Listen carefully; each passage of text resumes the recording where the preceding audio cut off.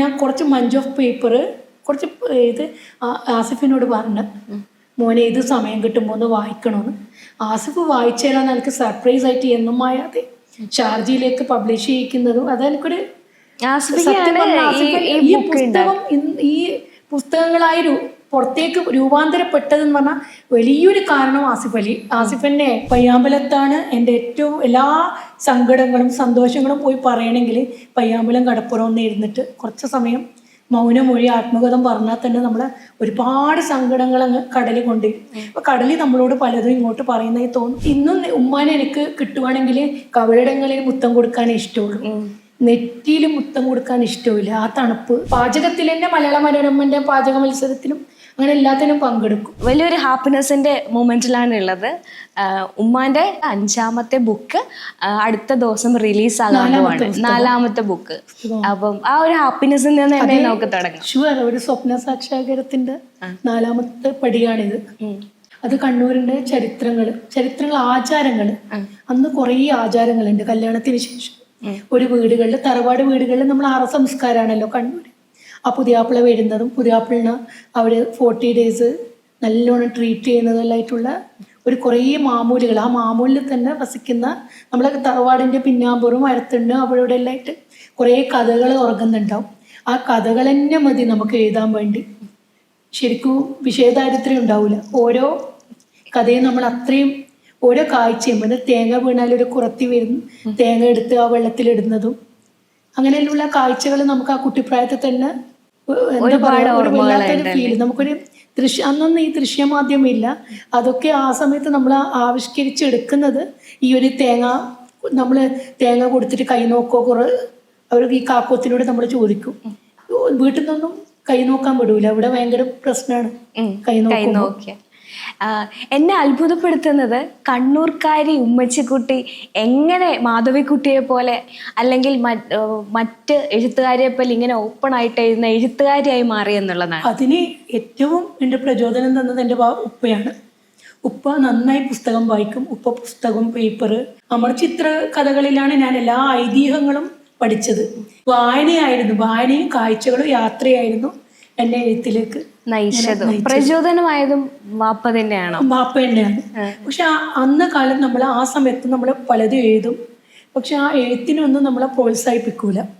അന്നേരം എന്നോട് ഇപ്പൊ മാധവിക്കുട്ടി ആവാനാ എന്താ വേണ്ട, അങ്ങനെ ആരും അങ്ങനെ വായിക്കൂന്നല്ലാണ്ട് നമ്മളങ്ങനെ എഴുതുന്നത് അത്രയും സാഹിത്യം വേണം എന്നുള്ള ചിന്തയില് പറയാൻ. പക്ഷെ എനിക്ക് ചിന്തകൾ മാത്രം മതി.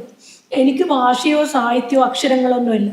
എൻ്റെ മനസ്സിൽ വരുന്ന ചിന്തകൾ എന്താണോ അത് അപ്പടി ഞാൻ പകർത്തും. അത് ഡയറിയിലായിക്കോട്ടെ, ചെറിയ പേപ്പറിലായിക്കോട്ടെ, അപ്പം എഴുതി വെക്കും. ഓർമ്മകൾ, ചിന്തകൾ വന്നാൽ അത് യാത്രയിൽ പോകും.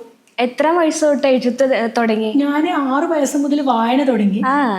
വായന തുടങ്ങിയത് 6 വയസ്സ് മുതൽ. അത് പിന്നെ ശരിക്കും നമ്മളിങ്ങനെ ഓരോ വായനയിലൂടെയും കാണുന്നതെല്ലാം എനിക്ക് തോന്നും അതിലായിട്ട് ജീവിക്കുന്ന പോലെ. എൻ്റെ ഉമ്മ മരിക്കുന്നത് എൻ്റെ ബാല്യത്തിൽ തന്നെയായിരുന്നു.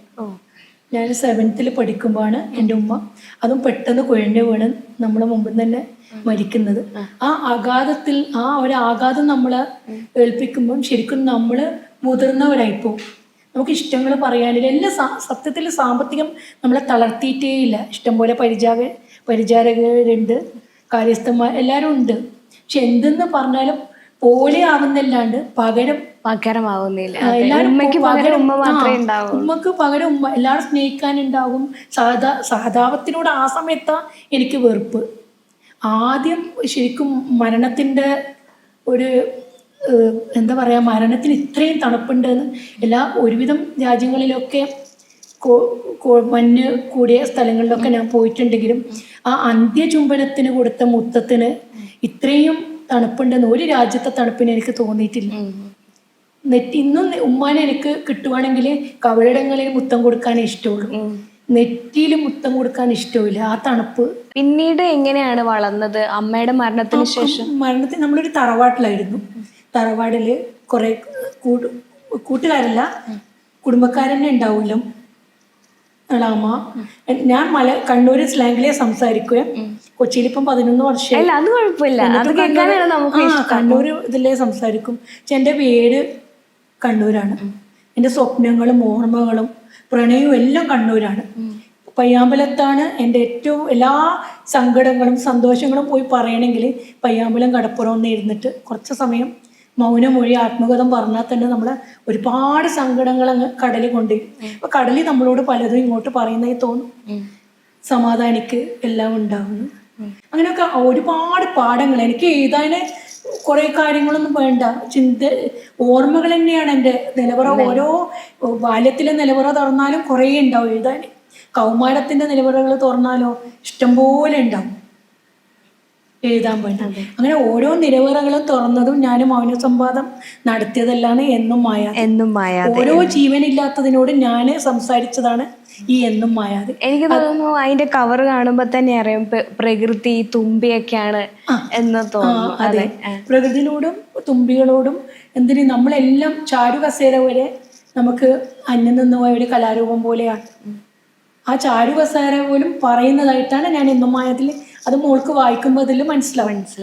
അപ്പം അവിടുന്ന് ഇങ്ങനെ യാത്ര ചെയ്ത് യാത്ര മീൻസ് ജീവിതം എന്ന യാത്ര മുന്നോട്ട് കൊണ്ടുപോയി. പിന്നെ കല്യാണം കഴിഞ്ഞു. കല്യാണത്തിന് ശേഷം എവിടെ ആയാലും, ഖത്തറിലും കുറച്ച് നാളുണ്ടായിരുന്നു, എവിടെ ആയാലും വായനയോടെയായിരുന്നു എനിക്ക് അധിനിവേശം കൂടുതൽ. വായനയായിരുന്നു ആ സമയത്ത്. പ്രണയത്തെ പറ്റി പറഞ്ഞു തുടങ്ങിയായിരുന്നു നമ്മള്. അപ്പം എങ്ങനെയായിരുന്നു കുഞ്ഞുനാളിലെ പ്രണയം? എങ്ങനെയായിരുന്നു? ഓരോന്നിനോട് ഇപ്പൊ ഒരു പൂവ് കണ്ടാൽ ഇപ്പം നമ്മളെ തൊടിയിലെല്ലാം പൂക്കളുണ്ടാവും, ഊഞ്ഞാലുണ്ടാവാം. ഒരു തറവാട്ടിന് ചുറ്റും പറമ്പുകൾ ഇഷ്ടം പോലെ ഉണ്ടാവും. അപ്പൊ അതിനോടൊക്കെ ഞാൻ കഥ പറയും. ഇപ്പം മാവ് വീഴുമ്പോൾ മാങ്ങ പൊട്ടിപ്പോയാലും എനിക്ക് സങ്കടവും. മാങ്ങ പൊട്ടിപ്പോയില്ലേ, ആ മാവിന് എത്ര സങ്കടം ഉണ്ടാവും. അങ്ങനെയുള്ള ഒരു എന്താ പറയാ, ആളെന്നെ പറയും, ഇത് എല്ലാരും പറയും, നീ എന്താ ചിന്തിക്കുന്നത്, മനുഷ്യൻ ചിന്തിക്കുന്ന പോലെ ചിന്തിക്കുന്നല്ലോ എല്ലാരും പറയും. പ്രണയം എന്ന് പറയുമ്പോൾ നമ്മൾ ആദ്യം ചിന്തിക്കുന്ന മനുഷ്യന്മാരോടുള്ള പ്രണയമാണല്ലോ. എല്ലാരും വിചാരിക്കും പ്രണയം എന്ന് പറയുമ്പം അതുണ്ടാവാം, മനുഷ്യനോടുണ്ടാവാം. പക്ഷെ എനിക്ക് എല്ലാത്തിനോടും പ്രണയമാണ്. ഒരു പൂമ്പാറ്റ പറക്കുന്ന എന്തിനൊരു തുമ്പി അരിയിലൂട്ട് പോയാലും അതിന് സംവദിക്കാൻ ആരെങ്കിലും ഉണ്ടോ, അങ്ങനെയല്ലോ ചിന്തകളാണ് എന്നെ എഴുത്തിലേക്ക് ഇങ്ങനെ യാത്രയും ചിന്തയും. പിന്നെ ഈ പുസ്തകം ഇറക്കാൻ പ്രചോദനമായത് എൻ്റെ കൂട്ടുകാരും. എനിക്കിങ്ങനെ ഓരോ തോട്ടും വായിക്കുമ്പോൾ എൻ്റെ കൂട്ടുകാർ എന്നോട് പറയുമ്പോൾ, മുമ്മു എന്ന് വിളിക്കുന്ന കൂട്ടുകാരാണ്, മുമ്മു ഇത് പുസ്തകമായിട്ട് പുറത്ത് വരണോ. പിന്നെ ഞാൻ കുറച്ച് മഞ്ച് ഓഫ് പേപ്പർ കുറച്ച് ഇത് ആസിഫിനോട് പറഞ്ഞു, മോനെ ഇത് സമയം കിട്ടുമ്പോൾ ഒന്ന് വായിക്കണമെന്ന്. ആസിഫ് വായിച്ചു തരാൻ എനിക്ക് സർപ്രൈസ് ആയിട്ട് എന്നും മായാതെ ഷാർജയിലേക്ക് പബ്ലിഷ് ചെയ്യിക്കുന്നതും അതെനിക്കൊരു ഈ പുസ്തകം ഈ പുസ്തകങ്ങളായി പുറത്തേക്ക് രൂപാന്തരപ്പെട്ടതെന്ന് പറഞ്ഞാൽ വലിയൊരു കാരണം ആസിഫ് തന്നെ. ആസിഫ എന്ന് പറഞ്ഞു, ഉമ്മാന്റെ മനസ്സിൽ ഇത്രയും ഇങ്ങനെ എഴുതാൻ ഇങ്ങനെ ചിന്തകളെല്ലാം ഉണ്ടെങ്കിൽ ഉമ്മാനെ പോലെ കുറേ സ്ത്രീകളുണ്ടാവും ഇതുപോലെ ഉള്ളിൽ ഒതുക്കി വെച്ചിട്ട് പുറത്തേക്ക് കൊണ്ടുവരാൻ പറ്റാത്ത, അവർക്കും പ്രചോദനമാവുകയാണെങ്കിൽ ആയിക്കോട്ടെ എന്ന് പറഞ്ഞിട്ടാണ് ഇങ്ങനെ ഒരു പുസ്തകം ഇറക്കുന്നത്. പിന്നെ ഞാൻ നിരന്തരം എഴുതാൻ തുടങ്ങി. പിന്നെ അത് നിർത്തിയില്ല, അത് നമ്മളൊരു കണ്ടിന്യൂ ആയിട്ട് തന്നെ പോയി. എനിക്ക് വിവാഹത്തിന് ശേഷമാണോ ഇങ്ങനെ ഈ ബുക്ക് പബ്ലിഷിംഗിലേക്ക്? ഇപ്പം അടുത്തൊരു കുറച്ചേ ആയുള്ളൂ ബുക്ക് എഴുതി വെക്കുന്നല്ലാണ്ട് ഇങ്ങനെ ആർട്ടിക്കിളായിട്ട് ഇങ്ങനെ പണ്ടത്തെ ഇതിന് വരുമ്പം കൊടുക്കും. പിന്നെ പാചകത്തിൽ തന്നെ മലയാള മനോരമന്റെ പാചക മത്സരത്തിലും അങ്ങനെ എല്ലാത്തിനും പങ്കെടുക്കും.